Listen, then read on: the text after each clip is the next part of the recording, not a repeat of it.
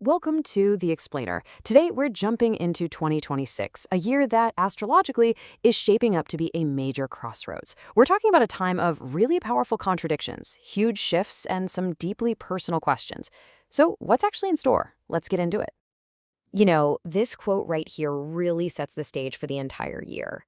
We're looking at a period of, well, unlikely alliances. And what's wild, and this adds a whole other layer to it, is that in mythology, Saturn literally overthrew his own father Uranus. So antagonistic is putting it mildly. But in 2026, they're working together, creating this running theme where forces that are usually at each other's throats have to find some common ground. So, this whole idea of clashing forces finding a way to work together, that brings us to our first major theme for the year. Right at the heart of 2026, you've got this cosmic negotiation happening. On one side, you have Saturn. It's all about the past, tradition, the rules. And on the other side, there's Uranus, the future, revolution, brand new inventions. One is trying to bring back what we've lost, while the other wants to create something nobody's ever seen before. This creates this incredible push-pull dynamic that's really going to define the entire year. And this dynamic is going to play out on a really personal level for all of us. With Saturn and Aries, you might feel this split impulse. On the one hand, you'll feel this need to follow the leader. But on the other, there's going to be this really strong urge to question if that leader even deserves your loyalty in the first place. It's a year for reevaluating all the authorities in our lives, from our bosses all the way up to our governments. Okay, so as these contradictions are playing out inside of us, other cosmic forces start to kind of pull at the fabric of our reality and our sense of belonging. And this leads to what we're calling the Great Unraveling. Think of Neptune's influence less like a sudden lightning strike and more like a slow-moving wave just washing over all of society. It's not some big event, it's a gradual shift in the spirit of the times, the zeitgeist. And for the next 13 years, this energy is going to glamorize being strong over being right, holding up toughness and individualism as the ideals we should all be striving for. And this pushes us to ask a pretty deep philosophical question that Neptune's journey through Aries is going to force us to deal with. As this idea of toughness gets more and more popular, we're all going to have to decide for ourselves, what does true strength and power really look like? And on top of all that, the year's eclipses are set to shake up our social lives. You know that feeling when you're suddenly out of step? You might look around your friend group or your office or your community and just feel like an outsider. Now, for some, this could be incredibly liberating, a chance to finally march to the beat of your own drum. But for others, it could feel really, really isolating. But, and this is a big but, it's not all about things falling apart.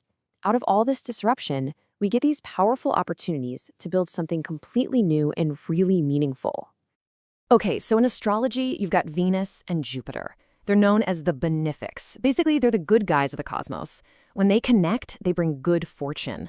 And in 2026, they're telling this amazing two-part story that feels like it's straight out of a classic fairy tale. And this slide just lays out that story perfectly. It's like a cosmic Cinderella story in two acts. It all kicks off on February 22nd. Venus forms a trine to Jupiter, which is just a super harmonious angle. Think of it like a supportive glance from across the room. That's Cinderella arriving at the ball, that first spark of potential. Then, on June 9th, they conjoin, meaning they meet at the exact same point in the sky. This is the waltz. This is the moment the deal gets sealed, making it one of the absolute best days of the year for partnerships of any kind. Then, as we move later into the year, another really helpful connection forms. And this one suggests you're going to get some profound wisdom from someone older, maybe someone you'd kind of dismissed before, someone you might have thought was washed up. It's just a great reminder that incredible lessons can come from people who've made mistakes and lived to tell the tale. And then, in the fall, things get really exciting. We get this incredible cosmic relay race. Mars is our runner. On October 2nd, it grabs the baton of inspiration from Neptune. 2 weeks later, on October 16th, it gets the baton of discipline from Saturn. Then, on November 16th, Mars delivers both of those to Jupiter, resulting in a major personal triumph. It's just a powerful sequence of events that leads to a big, big win. So you've got all these different threads, right? The contradictions, the unraveling, the rebuilding, and they all come together, building to this huge climax in August, all centered around one single profound question. This solar eclipse in Leo on August 12th basically just stops everything in its tracks and asks one simple yet incredibly complex thing. Who are you? Seriously, who are you really? It forces us to look right at the core of our identity and what truly motivates us. And to help you answer that question, the eclipse highlights this crucial distinction between two driving forces. Are you driven by aspiration, which is all about being true to your own unique gifts and comes from a place of joy? Or are you driven by ambition, which is about wanting what other people have and comes from a place of want? You see the difference? One is like a guiding lantern, the other is a consuming hunger. So, yeah, that's the gut check moment. The crucial question this eclipse is throwing at us is this: is your life a real, authentic expression of who you are? Or has it just become a race to get what other people have? It's time for a serious check-in. And that brings us to the end of the year. But here's the thing. It doesn't just tie everything up in a neat little bow. Nope. Instead, it leaves us with one final, really energizing challenge that kind of culminates everything we've been through. Picture this. It's December 29th. There's this dynamic tension. The sun is in Capricorn, the sign of endings, so part of you just wants to wrap things up, call it a day, say, I'm done.